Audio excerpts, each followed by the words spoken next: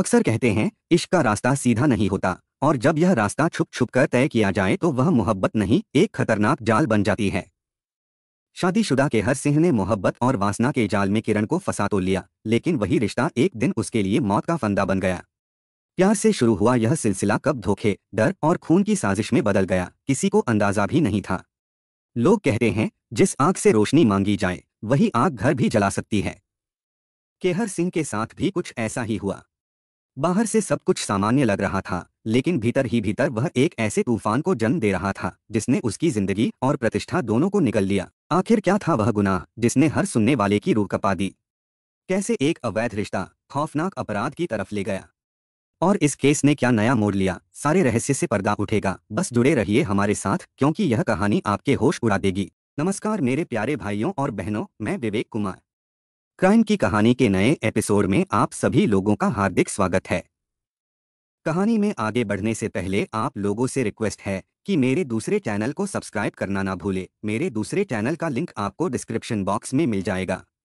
साथ ही कृपया क्राइम की कहानी चैनल को सब्सक्राइब कर बेल आइकन जरूर दबा लें, ताकि मेरे हर वीडियो का नोटिफिकेशन आपको मिलता रहे। तो चलिए आज की कहानी शुरू करते हैं। मुरादाबाद के मैनाठेर थाना क्षेत्र के नगलिया मशगूल गांव की शांति उस दिन अचानक टूट गई, जब 20 मई की सुबह 29 वर्षीय बीटीसी की छात्रा किरण अपने घर से कॉलेज टूर पर जाने का बहाना बनाकर निकली और फिर कभी वापस नहीं लौटी। किरण की मां की आंखें बार बार दरवाजे पर टिक जाती, पिता की बेचैनी हर पल बढ़ती चली जाती। आखिरकार बेटी की तलाश में थाने का दरवाजा खटखटाया गया और मैनाठेर पुलिस ने गुमशुदगी की रिपोर्ट दर्ज की। बेटी के अचानक लापता हो जाने के पीछे पिता को शक अपने ही गांव के रहने वाले केहर सिंह पर था। पिता का आरोप था कि केहर ने उनकी बेटी को बहला फुसलाकर कहीं गायब कर दिया है। शिकायत के बाद पुलिस ने तेजी दिखाई और केहर सिंह को हिरासत में ले लिया।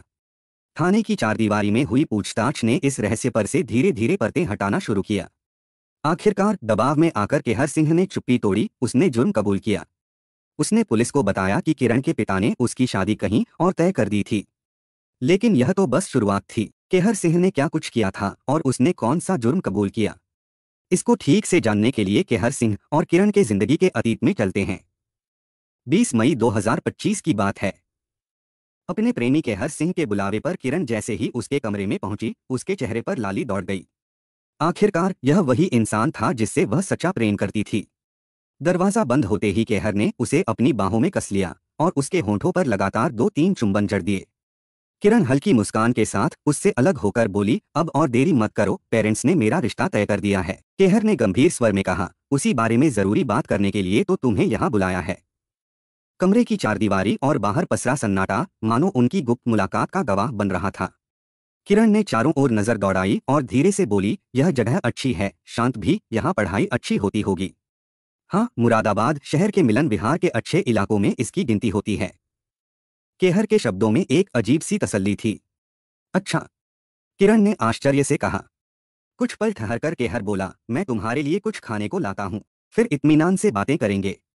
किरण की आंखों में चमक आ गई।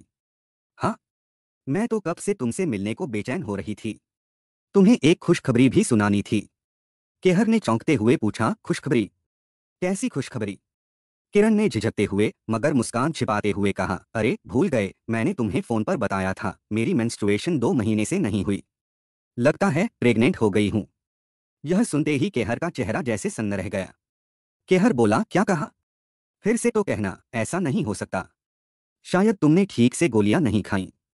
किरण ने कोई जवाब नहीं दिया, बस उसकी छाती से लग गई और सुबकने लगी। केहर ने उसे धीरे से अलग किया और ठंडी सांस लेकर बोला, पहले जांच तो करवाओ। मैं अपने एक दोस्त को कह दूंगा, वह तुम्हारी चुपचाप जांच करवा देगा। किसी को इस बारे में पता भी नहीं चलेगा और इसे खत्म करने का उपाय भी कर देगा। किरण की आंखें फैल गईं। उसने हैरानी से कहा, तुम ये क्या कह रहे हो? केहर ने उसे समझाने की कोशिश की, मैं तुम्हारे भले के लिए कह रहा हूँ। तुम्हारी शादी अक्टूबर में होनी है, ये कदम उठाना जरूरी है। किरण अचानक फट पड़ी, लेकिन मैंने तुमसे प्यार किया है। हमारी पढ़ाई में तुमने कितनी मदद की है। तुम भी तो मुझसे बहुत प्यार करते हो। मुझे तो तुमसे ही शादी करनी है, तो फिर ये अबॉर्शन क्यों करवाना? उसकी आंखों में आंसू थे, आवाज कांप रही थी। केहर ने गहरी सांस लेकर कहा, बात समझा करो, अभी ये जरूरी है। किरण बोली, नहीं, कोई जरूरी नहीं है। मैं कोई जांच नहीं करवाने वाली और अबॉर्शन तो कतई नहीं। किरण के लहजे में जिद और डर दोनों थे। कुछ पल के लिए कमरे में खामोशी छा गई। माहौल भारी होता जा रहा था। तभी केहर मुस्कुराने की कोशिश करता हुआ बोला, अच्छा छोड़ो इस बात को, इस पर बाद में बात करेंगे, अभी कुछ खाते पीते हैं। उसकी बात से किरण का बोझिल मन थोड़ा हल्का हुआ। उसने धीरे से पूछा, वॉशरूम किधर है? केहर ने हाथ से इशारा किया, उधर ही है। बाहर हवाई चप्पल रखी हैं, बत्ती का स्विच दरवाजे के बाईं ओर है, अंदर नया तौलिया भी रखा है। ठीक है, कहती हुई किरण अपना छोटा बैग उठाकर वॉशरूम की ओर चली गई। कुछ देर बाद जब वह वापस कमरे में आई तो उसके सामने का नजारा बदल चुका था। छोटे से स्टूल पर कई प्लेटें सजी थीं, नमकीन, मिठाई, कोल्ड ड्रिंक, सब कुछ बाजार से लाया हुआ। किरण ने हैरानी से उसकी ओर देखा और बोली, इतना सारा लाने की क्या जरूरत थी? मैं कोई गेस्ट हूं क्या, मैं यही कुछ बना देती। केहर ने सहजता से जवाब दिया, कोई बात नहीं, रात का खाना पकाना। कहो तो तुम्हारी पसंद का पनीर या चिकन भी ले आऊं। अरे नहीं नहीं, मैं रात को नहीं रुक सकती, घर में लौट आने को बोलकर आई हूं, नहीं गई तो सब चिंता करेंगे। यह सुनते ही केहर की आंखों में एक अजीब चमक तैर गई। धीरे से बोला, ऐसे कैसे होगा? तुम्हें रात को ठहरना होगा, तुमसे बहुत बातें करनी हैं। इतना कहते ही उसने एक गिलास कोल्ड ड्रिंक का किरण के होंठों से लगा दिया। फिर दोनों गहरी बातचीत में मशगूल हो गए। कभी समोसे की चटनी चखी जाती, कभी मिठाई का टुकड़ा, और बीच बीच में केहर जबरन किरण के हाथ में कोल्ड ड्रिंक का गिलास थमा देता। शुरुआत में तो सब ठीक रहा, लेकिन कुछ ही देर में किरण को अजीब सा महसूस होने लगा। लगातार हिचकियां उठने लगीं। लगता है तुम्हें घर वाले याद कर रहे हैं, केहर ने मजाक किया। किरण झुंझलाकर बोली, मेरी हिचकी बंद ही नहीं हो रही और तुम्हें मजाक सूझ रहा है। पेट भी भारी लग रहा है, जैसे अंदर गैस भर गई हो। केहर बोला, तो फिर गैस की दवा दूं क्या? इस पर किरण ने मना कर दिया। केहर ने लाड़ जताने वाले अंदाज में कहा, अच्छा थोड़ी देर बेड पर आराम कर लो, अपने आप ठीक हो जाएगा। किरण का चेहरा अब पीला पड़ने लगा था। कोल्ड ड्रिंक पीने से हिचकी आ रही है, सिर भारी हो गया है और मितली भी आ रही है। वह लगातार अपने लक्षण गिनाती रही। कोई बात नहीं, केहर सहज दिखने की कोशिश करता हुआ बोला, मैं अपने दोस्त को फोन कर देता हूँ, वह दवा भिजवा देगा। लेकिन तभी किरण झटके से उठी और भागती हुई वॉशरूम की ओर दौड़ गई। भीतर से उल्टियों की आवाजें गूंजने लगीं। कुछ मिनट बाद वह बाहर आई, चेहरे पर थकान साफ झलक रही थी। उसने कमजोर स्वर में कहा, जो खाया था सब निकल गया। केहर ने पास रखा जग उठाया और बोला, ठंडा पानी पी लो, आओ बेड पर आराम करो। वह उसके हाथ पकड़कर उसे सहारा देते हुए कमरे तक ले आया। किरण जैसे ही बेड पर लेटी, उसने उसके सिरहाने तकिया लगा दिया। किरण ने थकी हुई मुस्कान बिखेरते हुए कहा, तुम मेरा कितना ख्याल रखते हो। केहर की आंखों में अजीब चमक थी। वह हल्के स्वर में बोला, कोई बात नहीं, यह तो मेरा फर्ज है। तुम आराम करो, थोड़ी देर में सब ठीक हो जाएगा, चाहो तो कमरे की लाइट बुझा दूं। शाम का अंधेरा कमरे की खिड़कियों से अंदर घुस आया था। किरण की पलकों पर भी भारीपन छाने लगा और धीरे धीरे उसकी आंखें बंद हो गईं। उसी पल केहर के होंठों पर एक कुटिल मुस्कान तैर गई। वह चुपचाप उठकर रसोई का बिखरा सामान समेटने लगा। बर्तनों की खनक कमरे की खामोशी में गूंज रही थी कि तभी मोबाइल की तेज रिंगटोन सुनाई दी। आधा मिनट लगातार फोन बजता रहा, फिर बंद हो गया। रिंग किरण के फोन पर थी। केहर ने फौरन उसका मोबाइल उठाया और साइलेंट मोड पर डाल दिया। कुछ ही क्षण बाद फिर से कॉल आई, स्क्रीन पर नाम चमक रहा था, मदर। केहर के चेहरे पर एक पल के लिए खामोशी छा गई। वह सब समझ गया, किरण के घर वाले बेचैन हो रहे थे। उसने फोन स्विच ऑफ कर दिया और अपने कमरे में जाकर बैठ गया। तभी अचानक किरण तेजी से दोबारा वॉशरूम की ओर भागी। कुछ देर बाद जब वह बाहर निकली तो उसका चेहरा बिल्कुल पीला पड़ चुका था। उसकी चाल लड़खड़ा रही थी, आंखों में जान नहीं बची थी। मुझे किसी डॉक्टर के पास ले चलो। उसकी आवाज टूटी हुई थी। केहर ने सवाल किया, क्या तबीयत ठीक नहीं लग रही है? मगर उठकर उसकी ओर नहीं बढ़ा। उसी वक्त किरण वॉशरूम से बेडरूम की ओर लौटते हुए अचानक धड़ाम से जमीन पर गिर पड़ी। उसकी सांसें तेज चल रही थीं, होंठ सूख रहे थे। जल्दी ले चलो डॉक्टर के पास, उसने हांफते हुए कहा। केहर झुककर उसकी ओर देख रहा था, पर उसकी आंखों में उलझन से ज्यादा कुछ और था, जैसे कोई और ख्याल दबा हुआ हो। उसने पूछा, क्या हुआ, मन कैसा लग रहा है? किरण बमुश्किल बोल पाई, खून आ रहा है, लगता है अबॉर्शन। इतना कहते ही उसकी आंखें पलट गईं और वह वहीं बेहोश हो गई। केहर के चेहरे पर इस बार हैरानी की लकीरें उभर आईं। वह चौंक गया, लेकिन अगले ही पल उसकी आंखों में वही पुरानी कुटिल चमक लौट आई। केहर सिंह उत्तर प्रदेश के मुरादाबाद जिले के एक छोटे से गांव जानपुर का रहने वाला था। साधारण किसान परिवार का बेटा, मगर सपनों में बड़ा। पढ़ाई के बहाने वह मुरादाबाद शहर आकर मझोला थानांतर्गत मिलन विहार कॉलोनी में अकेले रहने लगा था। बाहर से देखो तो शांत, मगर भीतर से वह एक गहरी आग में जलता था। वह आग किरण के लिए उसके बेंतहा प्रेम की थी। किरण, जो खुद भी उसी कॉलेज RSD अकेडमी में BTC की पढ़ाई कर रही थी। गोरी, मासूम और अपने सपनों में गुम रहने वाली लड़की। कॉलेज की लाइब्रेरी से लेकर कैंटीन तक हर जगह दोनों की नजरें अक्सर टकरा जाती। धीरे धीरे यह मुलाकातें मोहब्बत में बदल गईं। मगर 20 मई 2025 की रात उनकी कहानी ने अचानक खतरनाक मोड़ ले लिया। उस रात किरण अचानक बेहोश होकर गिर पड़ी। घबराए हुए केहर ने तुरंत अपने दोस्त विशेष पाल को फोन किया, जो पास की प्रीत विहार कॉलोनी में मेडिकल स्टोर चलाता था। थोड़ी बहुत दवाइयों और इलाज का ज्ञान रखने वाला था। विशेष कुछ ही मिनटों में दवाइयां लेकर वहां पहुंच गया। तब तक किरण को होश आ चुका था, मगर वह बेहद कमजोर थी। उसकी आंखें खुली थीं, पर होंठों से आवाज निकलने में तकलीफ हो रही थी।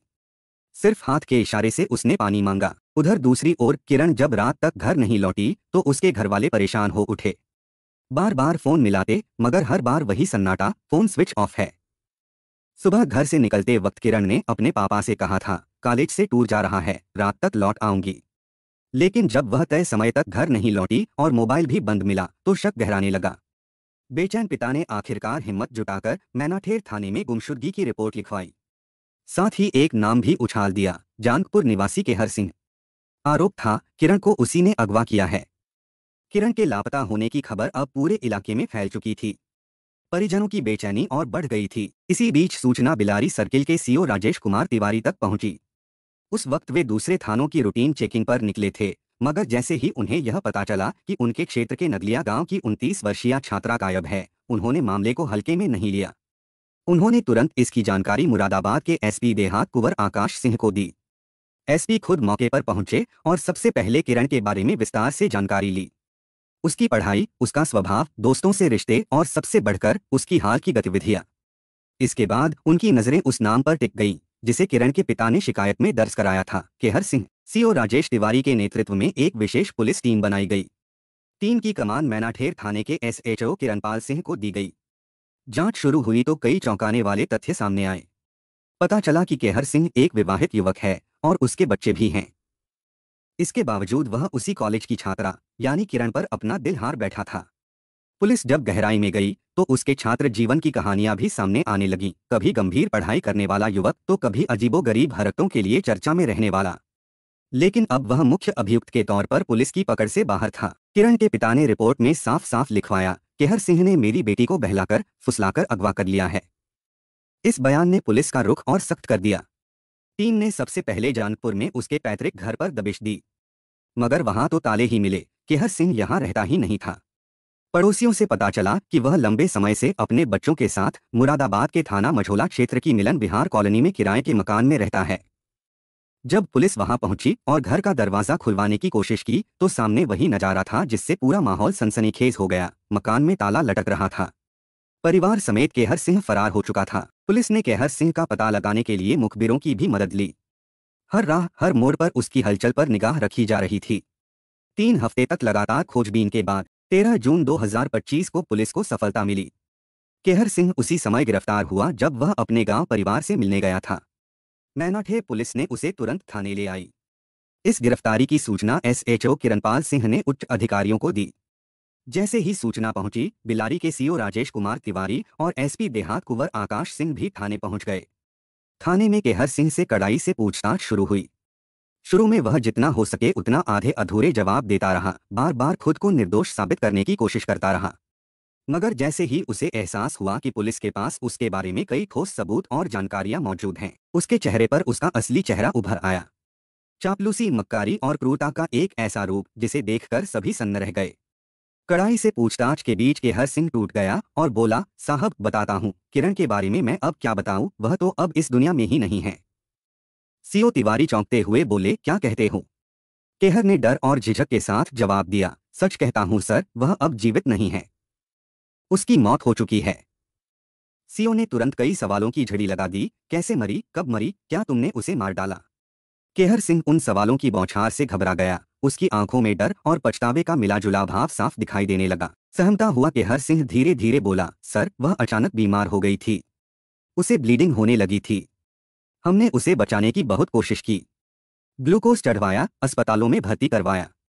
पूरी रात उसे एक अस्पताल से दूसरे अस्पताल और नर्सिंग होम तक लेकर भटकते रहे। आखिर में वह नहीं बच पाई। मैं इसका दोषी नहीं हूं। उसकी यह बात सुनते ही एसएचओ किरणपाल सिंह का गुस्सा फूट पड़ा।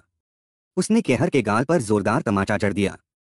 कान झन्ना गया, चेहरे पर दर्द और भय साफ झलक रहा था। केहर अभी संभल ही रहा था कि एक दूसरे पुलिस अधिकारी ने उसकी आंखों के सामने दोनों अंगुलियां सटा दी और तीखे लहजे में बोले, बताओ तुमने किरण को कैसे मारा, उसकी लाश कहाँ है। केहर पुलिस की अंगुलियों को अपनी आंखों से केवल 1 इंच की दूरी पर देखकर सहम गया। उसे ऐसा लगा जैसे ये अंगुलियां कभी भी उसकी आंखों में घुस सकती हैं। भय और दबाव में झकझोरते हुए उसने जल्दी से कहा, बताता हूं सर, बताता हूं। अधिकारी ने तुरंत उस पर और मनोवैज्ञानिक दबाव डाल दिया, बताओ, सब कुछ सच सच बताओ, वरना समझो तुम्हारा एनकाउंटर हुआ। इस दबाव और डर के बीच केहर सिंह ने जो कहानी सुनाई वह कुछ इस प्रकार थी। बात अब से 4 साल पहले की है। किरण जिस गांव में रहती थी वहीं केहर सिंह नगरिया मशकुला के एक निजी स्कूल में बच्चों को पढ़ाता था। इसी स्कूल में किरण भी पढ़ाती थी। काम के सिलसिले में रोजाना मिलने जुलने के कारण दोनों के बीच नजदीकियां बढ़ने लगीं। धीरे धीरे यह नजदीकियां प्यार में बदल गईं। उनकी भावनाओं ने इतना रंग लिया कि दोनों ने 7 फेरे लेने की कस्में भी खाईं। किरण एक महत्वाकांक्षी युवती थी। उसका सपना था कि वह मुरादाबाद से बीटीसी की ट्रेनिंग करके शिक्षा विभाग में नौकरी करे और अपने जीवन में कुछ मुकाम हासिल करे। किरण की महत्वाकांक्षा को देखकर लगभग 2 साल पहले ही केहर सिंह ने भी बीटीसी करने का मन बनाया ताकि वह किरण के करीब रह सके। उन्होंने रामगंगा विहार कॉलोनी मुरादाबाद स्थित आरएसडी अकादमी शिक्षक प्रशिक्षण संस्थान में नामांकन करवाया। तब तक उनके प्रेम संबंध इतने गहरे हो चुके थे कि दोनों एक दूसरे के लिए 2 जिस्म एक जान बन चुके थे। धीरे धीरे दोनों के बीच सहमति से शारीरिक संबंध बनने लगे। किरण की प्रकृति सीधी साधी और साफ सुथरी थी। वह अपने दिल की हर बात केहर से खुलकर कह देती थी, लेकिन केहर ऐसा नहीं था। वह किरण की सुंदरता और देह का आशिक था। इसी वासना और लालसा ने उसे यह सच्चाई छिपाने पर मजबूर कर दिया कि वह शादीशुदा है और उसके बच्चे भी हैं। उसने किरण को अपनी शादी और परिवार का पता तक नहीं लगने दिया ताकि उसकी नजरों में केवल प्रेम और आकर्षण ही बना रहे। केहर सिंह ने अपने किराए के मकान में एक चालाक योजना बनाई। जब उसकी पत्नी और बच्चे घर नहीं होते थे तब वह बहाने से किरण को बुलाता। रोजमर्रा की जिंदगी में यह सिलसिला जारी रहा, लेकिन एक दिन यह बात केहर की पत्नी के कानों तक पहुंच गई। वह गुस्से में आग बबूला हो गई और केहर के साथ झगड़ा करने लगी। केहर सिंह अपनी वैवाहिक जिंदगी पर आंच नहीं आने देना चाहता था, पत्नी को किसी भी कीमत पर खोना नहीं चाहता था। वहीं किरण उससे बेइंतहा प्रेम करती थी और उस पर शादी का दबाव डाल रही थी। इस प्रेम कहानी की भनक किरण के परिवार को भी लग गई। उसके पिता रामपाल ने जल्दी से जल्दी सुनियोजित रिश्ता ढूंढ लिया और शादी की तारीख तक तय कर दी। किरण की शादी अक्टूबर में तय हो गई। शादी का निर्णय किरण के लिए बेचैनी का कारण बन गया। उसकी बेचैनी तब और बढ़ गई जब उसने अपने गर्भ का पता लगाया, जो कि किरण के और केहर के बीच का था। किरण बार बार केहर को फोन करने लगी, लेकिन केहर उससे कन्नी काटने लगा। वह मिलने के बहाने बनाने लगा, उससे दूरी बनाने लगा। एक तरफ किरण का मनोवैज्ञानिक दबाव तो दूसरी तरफ पत्नी और बच्चों के साथ भावनात्मक लगाव। केहर सिंह इस द्वंद्व में पूरी तरह तनावग्रस्त हो गया। वह खुद को 2 औरतों के बीच फंसा हुआ महसूस करने लगा। मई महीने के दूसरे सप्ताह में जब किरण ने लगातार फोन करना शुरू किया तब केहर ने उसे 20 मई 2025 को अपने घर बुला लिया। उस दिन उसकी पत्नी और बच्चे स्कूल की छुट्टियों में गांव गए हुए थे। केहर ने किरण को यह कहकर बुलाया था कि आगे की योजना बनानी है और शादी के बारे में सब कुछ तय करना है। लेकिन किरण को यह अंदाजा बिल्कुल भी नहीं था कि केहर के मन में खोट और चाल है। किरण जब केहर के घर आई तो उसने अपनी योजना के मुताबिक उसका खूब स्वागत किया। खाने पीने का पूरा इंतजाम किया, कोल्ड ड्रिंक्स में अबॉर्शन की दवा मिला दी। जब किरण की तबीयत अचानक खराब हुई और ब्लीडिंग शुरू हो गई तो केहर ने इलाज करवाने का नाटक किया। अस्पताल में भर्ती करवाने में जानबूझकर देरी की ताकि स्थिति और गंभीर हो। अंततः किरण की मौत हो गई और केहर ने अपने 3 साथियों के साथ मिलकर उसकी लाश को ठिकाने लगाने की योजना बनाई। इस योजना में उसने अपने साले तारेश की भी मदद ली। तारेश मुरादाबाद के थाना डिडोली के गांव वाजिदपुर का निवासी था। केहर ने उसे पूरी घटना समझाई। तारेश अपने भतीजे मनीष के साथ वैगन आर कार लेकर केहर के मकान पर पहुंचा। कमरे में सभी ने मिलकर किरण के शव को ठिकाने लगाने की योजना बनाई। योजना के अनुसार लाश को थाना छजलैट के गांव नन्हेड़ा के पास गांगन नदी के जंगल में फेंकना था। जंगल में गुलदार और सियार बहुत थे, इसलिए उनका मानना था कि जंगली जानवर किरण की लाश को खाकर पूरी तरह समाप्त कर देंगे। योजना के अनुसार तारेश की वैगन आर गाड़ी में लाश रखी गई और गांगन नदी के पुल के पास से फेंक दी गई। केहर सिंह की निशानदेही पर पुलिस ने 23 दिनों बाद किरण की सड़ी गली लाश बरामद कर ली। इसके बाद पुलिस ने केहर सिंह के अलावा उसके सहयोगी प्रमोद कुमार, जगदीश और विशेष पाल को भी गिरफ्तार किया और कोर्ट में पेश किया, जहां से सभी अभियुक्तों को जेल भेज दिया गया। तारेश और मनीष की तलाश के लिए पुलिस ने उनके घरों पर दबिश दी, लेकिन कहानी लिखे जाने तक दोनों फरार थे। इस कहानी का निष्कर्ष बेहद दर्दनाक और चेतावनीपूर्ण है। केहर सिंह की अहंकार, छल और वासनाओं ने एक निर्दोष युवती किरण की जिंदगी छीन ली। प्रेम और विश्वास का गहरा रिश्ता धोखे और क्रूरता का शिकार बन गया। उसकी मृत्यु ने यह स्पष्ट कर दिया कि अहंकार, छिपे हुए इरादे और नैतिक पतन किसी भी रिश्ते को बर्बाद कर सकते हैं। किरण की मौत और उसके बाद की घटनाओं ने समाज के लिए एक संदेश छोड़ा, विश्वास और प्रेम में ईमानदारी और नैतिक जिम्मेदारी कितनी महत्वपूर्ण है। यह कहानी हमें याद दिलाती है कि छल और वासनाओं का परिणाम हमेशा विनाशकारी होता है और किसी भी स्थिति में मानवता और संवेदना का मार्ग नहीं छोड़ना चाहिए। अंततः किरण की निर्दोष मृत्यु और केहर सिंह की अपराध की कहानी यह सिखाती है कि अपराध चाहे कितना ही चालाकी से किया जाए, न्याय की तलवार अंततः सच को पकड़ ही लेती है। आज की कहानी बस यही तक। अब बारी कमेंट पढ़ने की है। ममता सिंह मैम ने कमेंट किया है, बेवकूफों से भरी है ये दुनिया, जो अच्छी खासी फैमिली को भी खराब कर देते हैं। मैम सही कहा आपने, समझदार इंसान ही रिश्तों को संभालते हैं, वरना नासमझ लोग तो बस बिगाड़ना जानते हैं। मैम आपके सपोर्ट और प्यार के लिए दिल से धन्यवाद। मीरा राय मैम ने कमेंट किया है, मैम आपके सपोर्ट और प्यार के लिए दिल से धन्यवाद। श्रेया वसानी जी ने कमेंट किया है, good afternoon sir. Good afternoon Shreya ji, आपके सपोर्ट और प्यार के लिए दिल से धन्यवाद। सिमरन कौर मैम ने कमेंट किया है, गुड मॉर्निंग जी, have a nice day. Good morning ma'am, आपके सपोर्ट और प्यार के लिए दिल से धन्यवाद। संजना मुखर्जी मैम ने कमेंट किया है, एक टीचर होकर भी मिलान को शालीनता और कायदे से रहना चाहिए था। मैम सही कहा आपने, एक शिक्षक से तो हमेशा अनुशासन और शालीनता की ही अपेक्षा रहती है। मैम आपके सपोर्ट और प्यार के लिए दिल से धन्यवाद। रीता छेत्री मैम ने कमेंट किया है, सूरज खुद तो शादी करके बैठ गया और संजना किसी और की ना हो, सनकी के हाथे चढ़ गई बेचारी संजना। मैम सूरज का तो अपना हाल है, लेकिन संजना की कहानी सुनकर तो दिल ही भर आया। मैम आपके सपोर्ट और प्यार के लिए दिल से धन्यवाद। सुषमा शाह जी ने कमेंट किया है, बेचारी मासूम लड़की ना कॉलेज जाती और ना ही उसकी हत्या होती। मैम सच कहा आपने, अगर हालात अलग होते तो उसकी जिंदगी बिल्कुल और होती। मैम आपके सपोर्ट के लिए दिल से धन्यवाद। रोशनी मेहरा जी ने कमेंट किया है, हेलो विवेक भाई, गुड आफ्टरनून।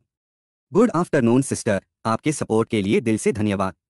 माला कुमारी राय जी ने कमेंट किया है, अनीता ने सुनील के साथ संबंध बनाकर पति पत्नी के रिश्ते पर कलंक लगा दिया। मैम इस तरह के कर्म से न सिर्फ अपने रिश्ते बल्कि पूरे परिवार की प्रतिष्ठा को भी ठेस पहुंचती है। मैम आपके सपोर्ट के लिए दिल से धन्यवाद। जमुना अटलुरी जी ने कमेंट किया है, प्रेम में अंधे होकर कुछ लोग अपनी मौजमस्ती के लिए पति की हत्या कर देते हैं और बच्चों का भविष्य बर्बाद कर देते हैं। आखिर इस सब से उन्हें क्या मिला? अब दोनों जेल की सलाखों के पीछे रहेंगे। सर सही कहा आपने, एक पल की अंधी चाहत पूरी जिंदगी बर्बाद कर देती है। न सिर्फ उनका अपना जीवन बल्कि मासूम बच्चों का भविष्य भी अंधकार में धकेल दिया। सर आपके सपोर्ट और प्यार के लिए दिल से धन्यवाद। यास्मीन जी ने कमेंट किया है, पैदा करने वाले ही हत्यारे बन जाते हैं। Strange, Yasmin from USA. Ma'am सच है, सृजन और विनाश अक्सर एक ही हाथों से होता है। मैम आपके सपोर्ट और प्यार के लिए दिल से धन्यवाद। चांदनी शाही जी ने कमेंट किया है, मैम आपके सपोर्ट और प्यार के लिए दिल से धन्यवाद। कल्पना लिंबू जी ने कमेंट किया है, मैम आपके सपोर्ट और प्यार के लिए दिल से धन्यवाद। स्मितल जी ने कमेंट किया है, किसी की जान लेना आजकल कितना आसान हो गया है, कितनी जिंदगियां बर्बाद कर दी गईं। मैम आप सच कह रही है, इंसान की जान की कोई कीमत ही नहीं रह गई है। हर दिन दिल दहलाने वाली खबरें सुनने को मिलती हैं। काश लोग समझें कि नफरत से सिर्फ बर्बादी मिलती है। मैम आपके सपोर्ट और प्यार के लिए दिल से धन्यवाद। विवेक कुमार जी ने कमेंट किया है, क्या पति पत्नी का रिश्ता केवल आकर्षण तक सीमित होता है और इसके अलावा कोई नैतिक जिम्मेदारी नहीं होती? सर आकर्षण एक शुरुआत हो सकता है, लेकिन वैवाहिक संबंध का मूल आधार विश्वास, जिम्मेदारी, सम्मान, त्याग और साथ निभाने की भावना होती है। सर आपके सपोर्ट और प्यार के लिए दिल से धन्यवाद। इंदु शर्मा जी ने कमेंट किया है, सैड स्टोरी। मैम आपके सपोर्ट और प्यार के लिए दिल से धन्यवाद। गणपत सिंह भाटी जी ने कमेंट किया है, सूरज जैसे लोग कभी नहीं सुधरते और संजना की भी बड़ी गलती थी। जो शादी में भी धोखा दे सकता है, ऐसे व्यक्ति का नंबर ही ब्लॉक कर देना चाहिए था। दुर्भाग्य से उसकी यह बेवकूफ़ी भारी पड़ गई। सर सच में ऐसे लोग कभी नहीं सुधरते। संजना की गलती तो हुई, लेकिन सबसे जरूरी था कि ऐसे धोखेबाज से सावधान रहना। सर आपके सपोर्ट और प्यार के लिए दिल से धन्यवाद। करिश्मा मौर्य जी ने कमेंट किया है, मैम आपके सपोर्ट और प्यार के लिए दिल से धन्यवाद। अनीता भंडारी जी ने कमेंट किया है, that's why girls should not keep contact with boys. No love before marriage, it's against God. Ma'am I understand your perspective, but I think relationships and friendships can be approached responsibly while still respecting personal values and beliefs. Ma'am आपके support और प्यार के लिए दिल से धन्यवाद। Rebellious are creations नाम के आईडी से कमेंट आया है, सो सैड। आपके सपोर्ट और प्यार के लिए दिल से धन्यवाद। मीरा सिंह जी ने कमेंट किया है, गरीब की बेटी थी ना, इसलिए कोई उसे सीरियस नहीं लेता। मैम किसी की कीमत उसकी अमीरी गरीबी से नहीं होती, असली पहचान उसके कर्म और हिम्मत से होती है। मैम आपके सपोर्ट और प्यार के लिए दिल से धन्यवाद। किरण नीलखान जी ने कमेंट किया है, भिखारी सूरज को संजना की नौकरी लग जाने से जलन होने लगी, तभी उसने संजना के साथ ऐसा किया। मैम किसी के साथ गलत काम करना बिल्कुल ठीक नहीं है। मैम आपके सपोर्ट और प्यार के लिए दिल से धन्यवाद। मेरे कुछ भाई और बहन ऐसे भी हैं जो डेली के लिसनर है, हर वीडियो को देखते हैं और कमेंट करते हैं, जैसे श्याम बहादुर गुप्ता सर, आशु लस्कर जी, विनोद राजपूत जी, प्रतिमा आर्यल जी, जफर खान जी, समीनाज जी, जहीर डॉन जी, गणेश सौद जी, राहुल जयकर जी और सभी भाई बहनों को शुक्रिया जो मेरे वीडियो को लाइक शेयर और कमेंट करते हैं। आप लोग ऐसे ही अपना प्यार बनाए रखिए, मैं आप लोगों के लिए रोज नए वीडियो लाता रहूंगा। कहानी को लास्ट तक सुनने के लिए आपका धन्यवाद। इस कहानी के बारे में अपनी राय कमेंट करके जरूर बताइएगा और ऐसी ही अपराध की सच्ची कहानियों के लिए हमारे चैनल क्राइम की कहानी को सब्सक्राइब कर लीजिए। कहानी को लाइक और शेयर जरूर करें। धन्यवाद।